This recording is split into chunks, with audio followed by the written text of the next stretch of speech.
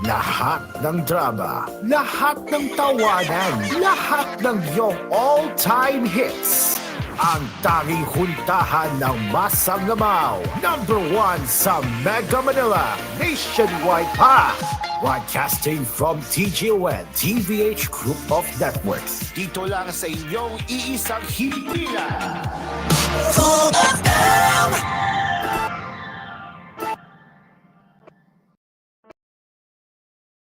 You are listening to Cool FM. Live from Cool Studios. This is koolNews at 6. Good evening, this is koolNews at 6. I'm Cairo. Harry Roque's wife Mila hit Surigao del Norte 2nd District Representative Ace Barbers, calling him an abusive individual for claiming that she is an incorporator of Lucky Star 99, a Philippine offshore gaming operator, POGO. In a social media post on Saturday, Mila said there was no paper linking her to Lucky Star 99, which Pampanga Health authorities raided in June over reported illegal activities. Barbers is the presider of the House Quad Committee propping into Pogos and the drug war under the administration of former President Rodrigo Duterte. Harry Roque served as presidential spokesperson during the Duterte's term. Ace Barbers is an abusive individual. He abuses his immunity from libel with a claim that I am an incorporator of Lucky Star even when there is no single document linking me to it, Mila wrote on Facebook. On Tuesday, Barbers underscored the importance of investigating BNGEM Holdings, especially its alleged links to Lucky Star 99. Roque previously said that he and his wife Mila are shareholders of BNGEM. Roque also admitted before that he partly owns the house in a subdivision in Tupad Banguet, which authorities raided in July as it was allegedly being used by foreigners linked to Pogos. The house belonged to PH2 Corporation, which was primarily owned by BNGEM. The House Quad panel investigating the alleged criminal activities of Pogos on Thursday issued a show cause order against Mila Roque in a bid to compel her to appear in its hearings. Barbara said Roque's wife flew to Singapore in the first week of September and that the medical certificate she submitted to the panel to justify her absence in the hearing was not acceptable. In her Facebook post, however, Mila said she flew to Singapore for treatment, but Barbara's malicious interpretation proves why his panel never accepted any of my medical certificates, not just from my long-time doctor, but even hospital records. Roque's purported relations to POCO came about when the House Quad Committee probe discovered that bank documents seized from the Lucky Star 99 bear the name of the former spokesman of Duterte. Last July, the Presidential Anti-Organized Crime Commission revealed that Roque served as a legal counsel of Lucky Star 99, but Roque has repeatedly denied involvement with Pogos.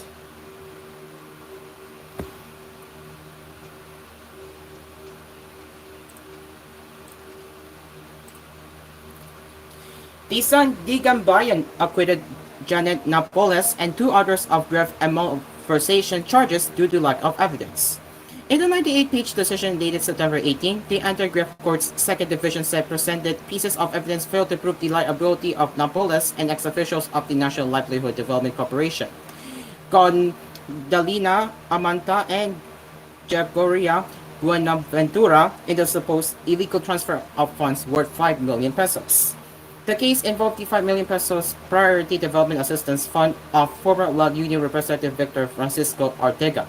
The money was allegedly illegally transferred to the Social Development Program for former Founder Foundation Incorporated, reportedly a fake NGO owned by Napoles through its project partner NLDC in 2009.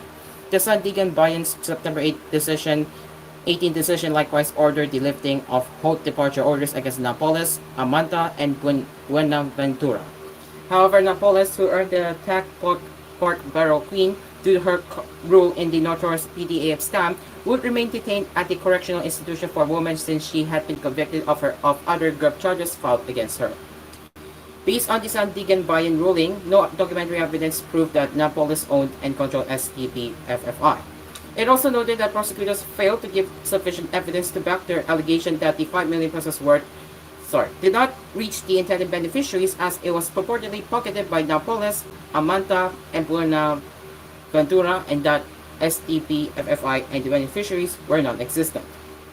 The Anti-Graft Court explained that the NGO may have moved or relocated to another office, and the named beneficiaries may have died, moved, or relocated to another place, making it challenging for the FIO to locate them. Barely, business entities can still exist and business transactions can still be conducted a bit illegitimately even without a valid office address, a likewise said.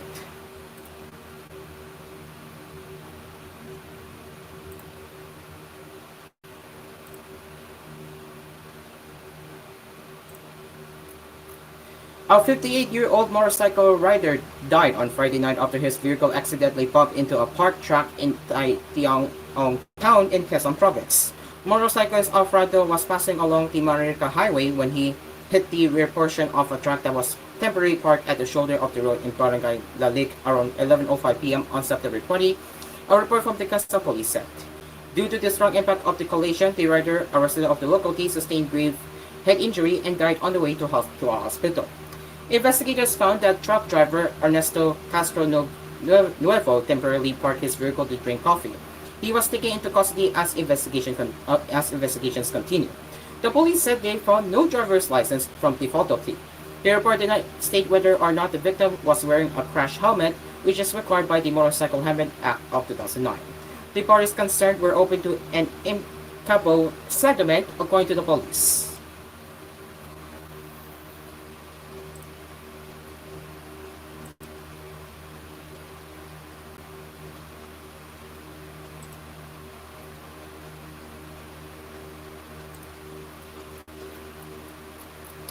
The Bureau of Customs clarified on Saturday that the potential risk shipment delays are not caused by congestion in Manila ports but due to pending requirements the consignees need to comply with. This came after concerns were raised that shipment delays may affect rice prices due to unreleased rice shipments. The rice shipments are ready for release once consignees fulfill their responsibilities, and the agglomeration at the ports is not due to any delay caused by congestion, the BOC said in a statement. According to the BOC, 258 shipping containers with rice are still at the Port of Manila, where 237 of these are cleared for release upon payment of duties and taxes, while the remaining 21 containers are still being processed to be cleared after presenting the goods declaration on Friday. Meanwhile, 630 rice containers remain at the Manila International Container Port, where 492 have already been cleared for release, while the 138 others are still pending.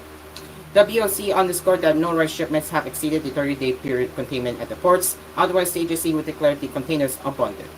As mandated by the Section 1129D of the Customs Modernization and Thrift Act, shipments should be claimed within 30 days and should be cleared from payment of duties and taxes.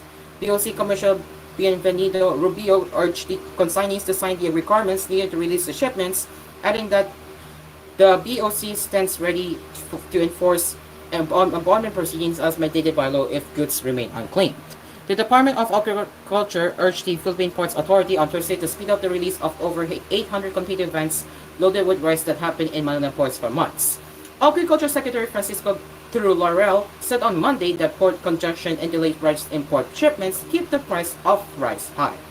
Agri Party List Representative Robert Lee also called on the BOC and PBA to fast-track the release of the containers since every delay in unloading rice cargoes not only adds the cost but also worsens the situation for consumers, especially with inflation.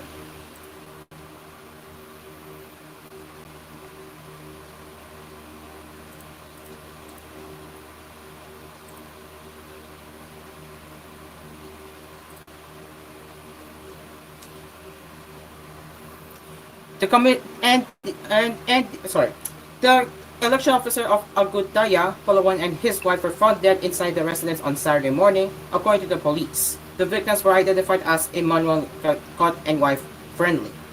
Their bodies were found by a neighbor in Barangay Cambian at 8:30 a.m., the Agutaya police said. The couple's cause of death is yet to be determined, but a police report stated that the election funder was found inside the bedroom, lying in the prone position, while his wife was found in the kitchen with blood on her head. Based on initial investigation, robbery may be the motive behind the killing.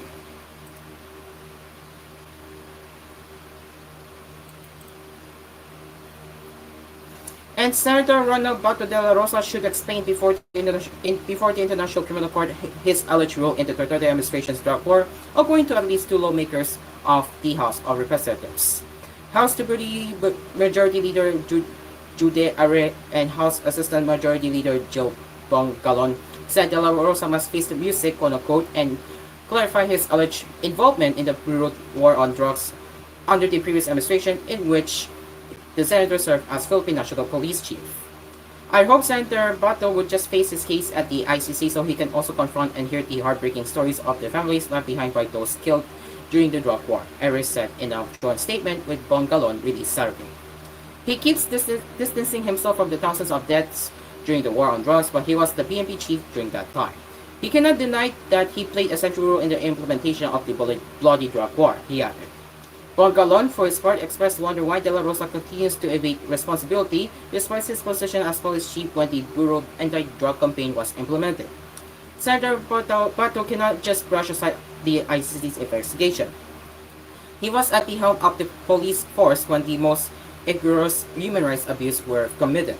It is his duty to explain what happened, Bongalon said. The lawmaker noted that the House Quad Committee hearings revealed that police forces were given orders to shoot on sight. He then raised the question, how can Senator De La Rosa deny his involvement when the bloodiest parts of the war on drugs were carried out under his command? Edre and Bongalon criticized De La Rosa's silence on the matter, especially amid overwhelming discoveries of the House Quad panel prompting into the Duterte administration's drug war. His silence here in Congress is disconcerting, but he cannot stay silent forever. Justice demands answer, and if he won't give them here, the ICC will ask for them, Edre pointed out. Last August, the top cop-turned-senator expressed hope that the Senate would not bow down its head to the palace should it allow the entry of ICC investigators to the country and grant the issuance of an arrest warrant against him. He called on the upper house to stand as a separate and independent entity and to protect its status as a co-equal branch of government with other branches of government. It is now 6:11 in the evening, and koolNews at 6 will be right back.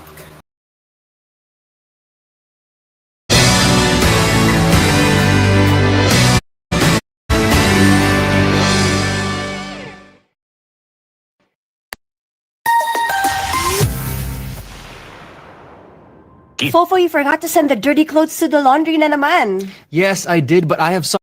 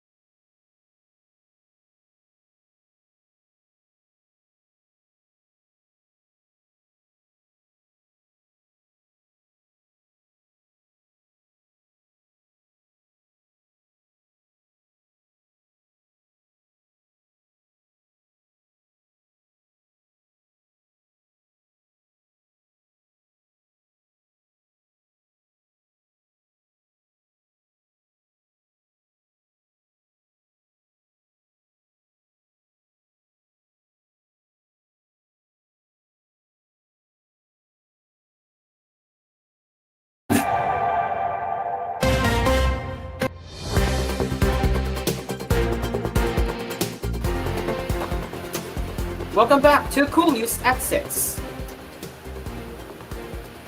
Let's continue with the headlines here. Hello? Yes, Hi. yes, I can hear you. All right, Hi, take it hi. away, Steven. Yeah, so it is now 6:19 p.m. Philippine Standard Time. This is yours truly, Stephen Wanagilso, and thanks for having me here, Cairo. For the international news, the a 65-year-old man has been arrested in Rome over the horrific, frenzied 1977 murder of two women in their home in Melbourne, Australian police said Saturday. The bodies of Suzanne Armstrong, 27 years old, and Susan Bartlett, at 28 years old, were discovered at their house in Easy Street, Melbourne, on January 13, 1977, with multiple stab wounds. Armstrong had been raped. Her then 16-month-old son was found unharmed in his cot. The woman had last been seen alive 3 days earlier. Victoria Police Chief Commissioner Shane Patton told a news conference it was an absolute gruesome, horrific, frenzied homicide, multiple stabbings. He described the 47-year-old crime, known as the Easy Street Murders, as the state's longest and most serious cold case. The suspect, a dual Greek-Australian citizen, had been living in Greece where he was protected by the country's statute of limitations, Patton said. Police waited for him to leave the country, the chief commissioner added, and he was finally arrested on Thursday, September 19, in the Italian capital's Fiumicino airport under an Interpol red notice. Australia will launch extradition procedures, he said. Police had been helped by technological advances over the years, Patton said.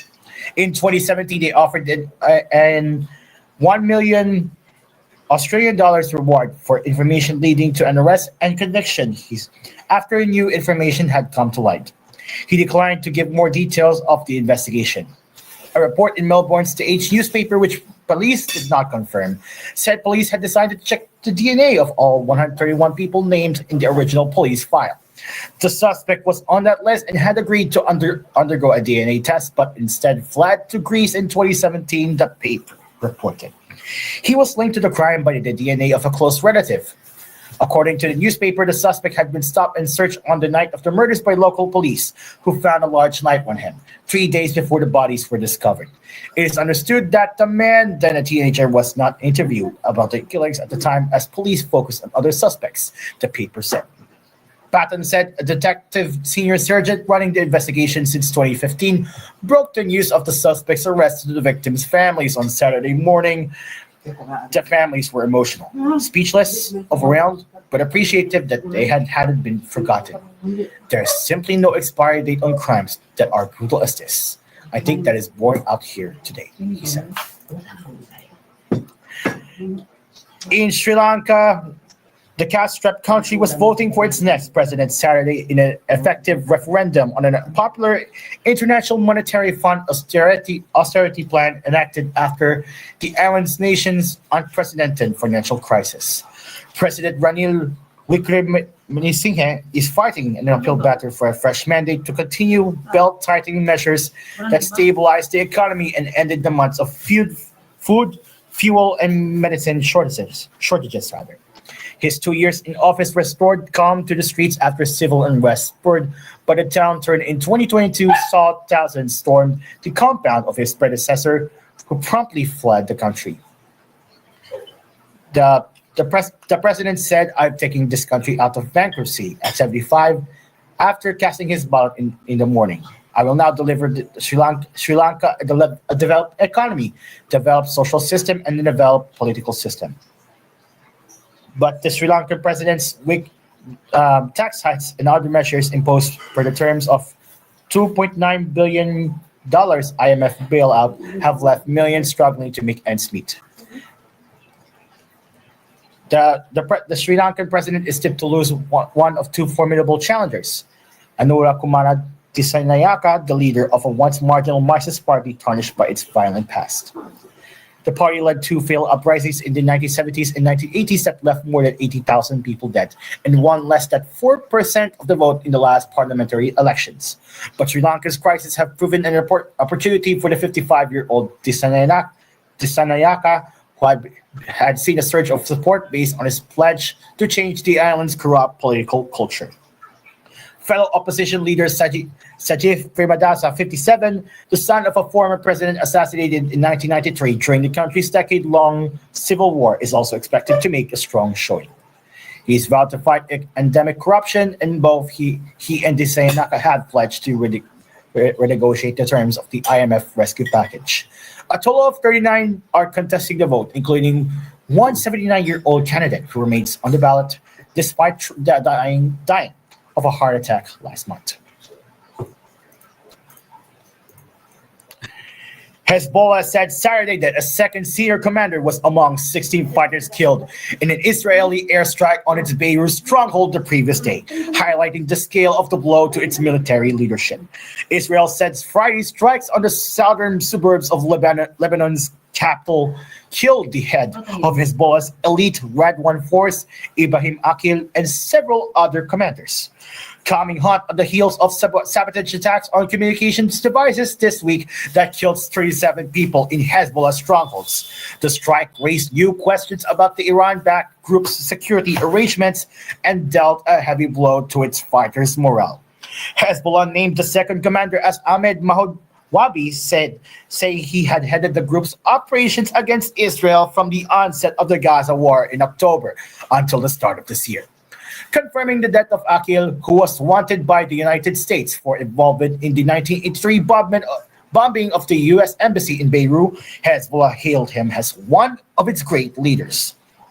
AFP journalists said Friday's strike left a massive crater and gutted the lower floors of a high-rise building. It was the second Israeli strike on the Hezbollah military leadership since the start of the Gaza war. An Israeli strike on Beirut in July killed Fuad Shukr, a top operations chief for the movement. It also followed sabotage attacks on pagers and two-way radios used by Hezbollah on Tuesday and Wednesday, which killed 37 people and raised fears of a wider war. Stephanie Dujarric, spokesman for UN Secretary General Antonio Guterres, said the world body was very concerned about the heightened escalation and called for maximum restraint from all sides.